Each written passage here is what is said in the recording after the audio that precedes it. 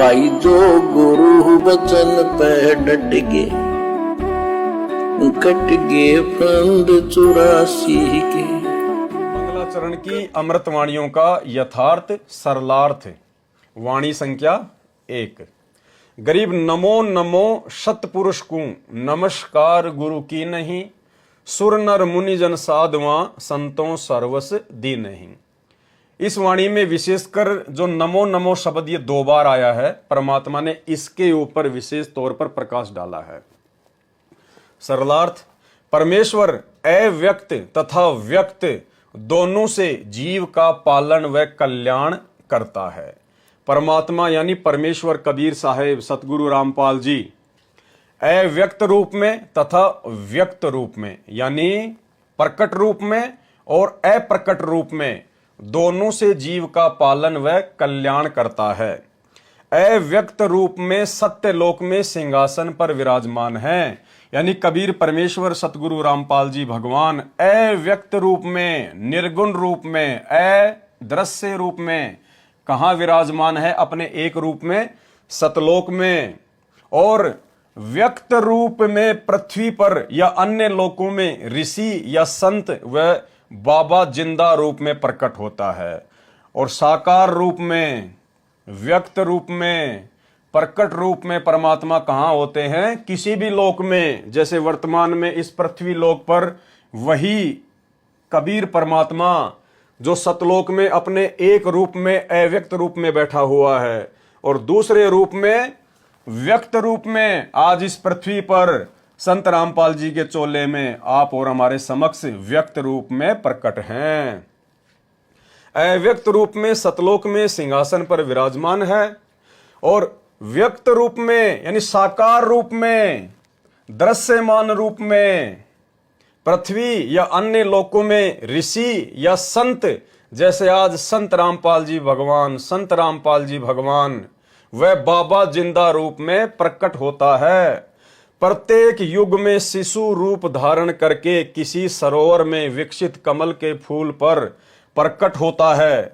इस प्रकार की लीला परमात्मा प्रत्येक युग में केवल एक बार ही करते हैं, क्योंकि शिशु रूप में प्रकट होने की लीला और उसके बाद में कवारी गायों के दूध के माध्यम से उनकी परवरिश होने की लीला वेदों में लिखी है। इसलिए परमात्मा वेदों में लिखी हुई अपनी उन वाणियों को, महिमा को सत्य साबित करने के लिए प्रत्येक युग में मात्र एक बार ही ऐसी लीला करते हैं। बाकी तो वो जिंदा बाबा रूप में, संत रूप में, ऋषि रूप में जब चाहे जहां प्रकट होते ही रहते हैं। प्रत्येक युग में शिशु रूप धारण करके किसी सरोवर में विकसित कमल के फूल पर प्रकट होता है।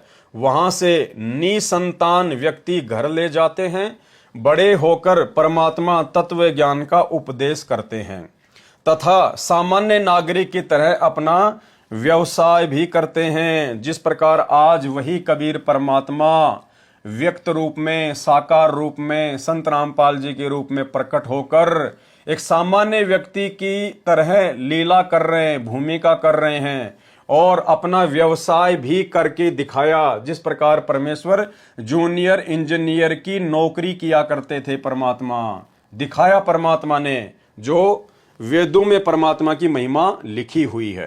क्योंकि एक सत्संग में सतगुरु रामपाल जी परमेश्वर जी ने अपने आप को छुपाते हुए और परमेश्वर जी ने अपने आप को व्यक्त भी किया उसी सत्संग के माध्यम से, ये कहते हुए कि परमात्मा जब यहाँ आते हैं तो एक सामान्य नागरिक की तरह अपना व्यवसाय करते हैं और अपनी भक्ति भी करते हैं। और फिर गुरुदेव ने कहा कि 650 साल पहले परमात्मा जुलाहे का काम किया करते थे, और यदि आज परमात्मा होते तो छोटी मोटी कोई नौकरी करते। नौकरी 650 साल पहले परमात्मा नौकरी नहीं करते थे, खुद का व्यवसाय करते थे, और खुद के व्यवसाय को नौकरी नहीं कहा जाता। लेकिन सतगुरु रामपाल जी परमेश्वर जी ने इस सत्संग में यह कहा कि अगर आज परमात्मा होते या आज आते अपने आप को छुपाते हुए, जबकि स्वयं ही परमात्मा हैं, और कह रहे हैं यदि आज परमात्मा आते तो कोई छोटी मोटी नौकरी करते। नौकरी शब्द क्यों यूज किया परमात्मा ने? क्योंकि आज परमेश्वर ने नौकरी ही करके दिखाया है। तो ये छोटा सा सत्संग सुनिए गुरु जी का, जिससे आपको यकीन होगा, विश्वास होगा कि नौकरी शब्द परमात्मा ने क्यों यूज किया, क्योंकि आज परमेश्वर नौकरी ही करके दिखा रहे हैं। कबीर परमात्मा जी अपनी महिमा आप ही बताने के लिए स्वयं आते हैं और एक युग में एक ऐसी लीला जीवन करते, ऐसा जीवन जीते हैं जनसाधारण वाला, और अपना धंधा करके काम करके वो अपना रोजगार करते हैं जैसे जनसाधारण किया करता है उस समय का। जैसे उस समय मजदूरी ही ज़्यादा किया करते थे, अब नौकरियां ज़्यादा हो गई हैं तो नौकरी हिसाब से अब आते तो वो ऐसे ही कोई नौकरी नाकरी लगते।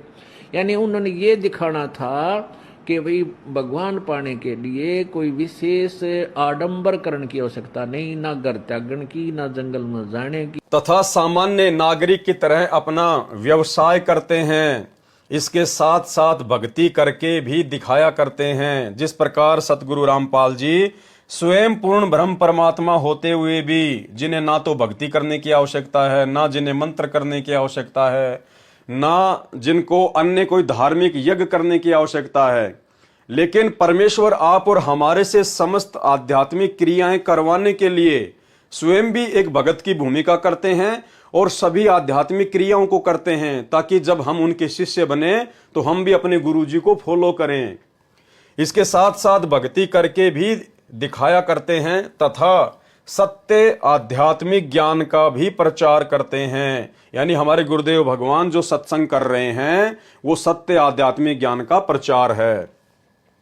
परमेश्वर सामान्य नागरिक की भूमिका करके उदाहरण पेश करते हैं कि भगत को अपना कर्म भी करना चाहिए तथा भक्ति साधना भी करते रहना चाहिए। जिस प्रकार अभी आपने सत्संग सुना जिसमें परमेश्वर ने बताया कि यदि आज परमात्मा होते तो कोई छोटी मोटी नौकरी करते।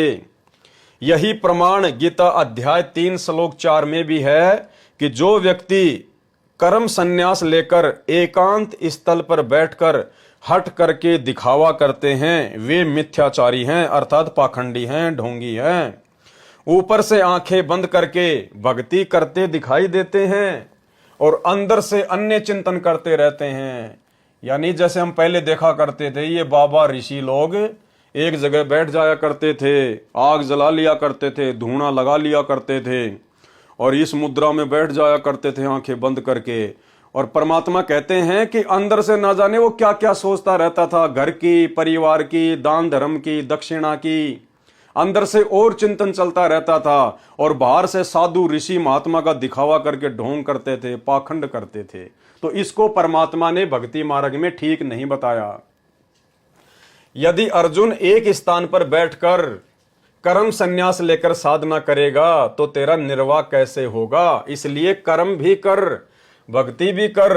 कर्म संन्यास से कर्म योग श्रेष्ठ है।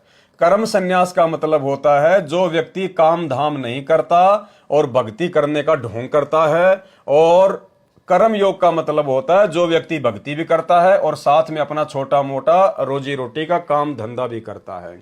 तो परमात्मा कहते हैं जो कर्म संन्यास है उससे अच्छा है कर्म योग।